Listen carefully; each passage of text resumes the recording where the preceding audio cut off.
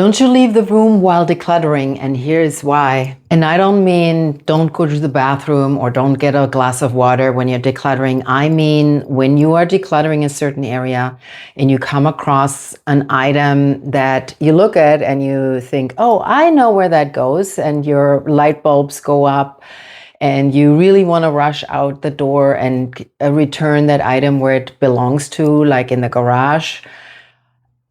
Once you do that, you lose focus and you go to the garage and you see all kinds of other things that you probably haven't taken care of, and you start doing things there and you get totally sidetracked of your initial project where you actually wanted to declutter. So a lot of times as a professional organizer, that is one of my tasks, to keep the client focused and not let them leave. I almost have to laugh because sometimes it feels like I'm trying to keep them hostage there. I'm not really trying to keep them hostage, but I'm trying to keep them focused. So when they say, oh, I know where that goes, and they want to leave, I kind of say, no, wait, let's put that aside and let's deal with that later. So I usually make like a relocate bin. So I would have a bin or some kind of container, and I like Post-its for everything. It just makes it a lot easier when you have your Post-its on. So I will make a little relocate, either pile or bin or basket or some kind of container that makes sense for that area. You might need a bigger container for certain categories rather than others. So you kind of, whatever is available, just use that. And I would highly recommend using Post-its. I put the Post-its for the donate pile.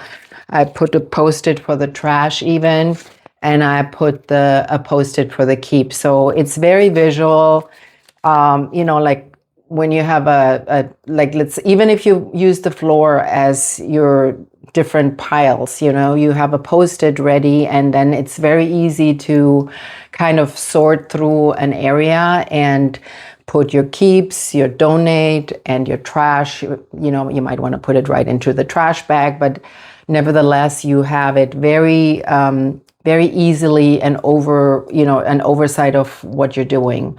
So I would highly recommend, if you are decluttering, use a relocate bin or pile, and collect all of your items there that go somewhere else. You don't need to actually say, oh, this is going to the garage and this is going into a certain room, my daughter's room, or this is going to be, somewhere else in the house.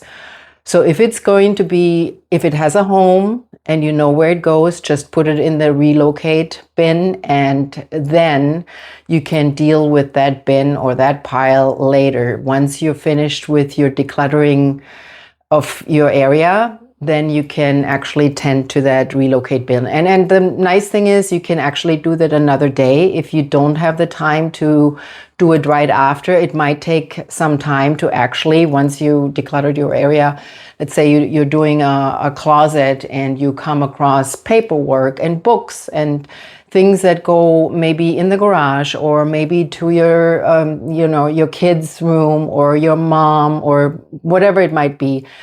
You put it all in the relocate bin, and then later on, maybe the next day or the same day at the end of the decluttering session, you just go to your relocate bin, and then you can, look at the items again and actually distribute where they go.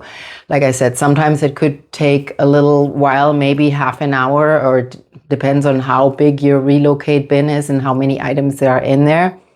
So you want to tend to that another time. That just keeps you focused with what you're doing, which is and should be the decluttering at that point. Stay focused, and that's incredibly helpful. So if you like this tip, if you learned something, like, comment, share, and subscribe. I would really appreciate that. And thank you so much. I'll talk to you next time.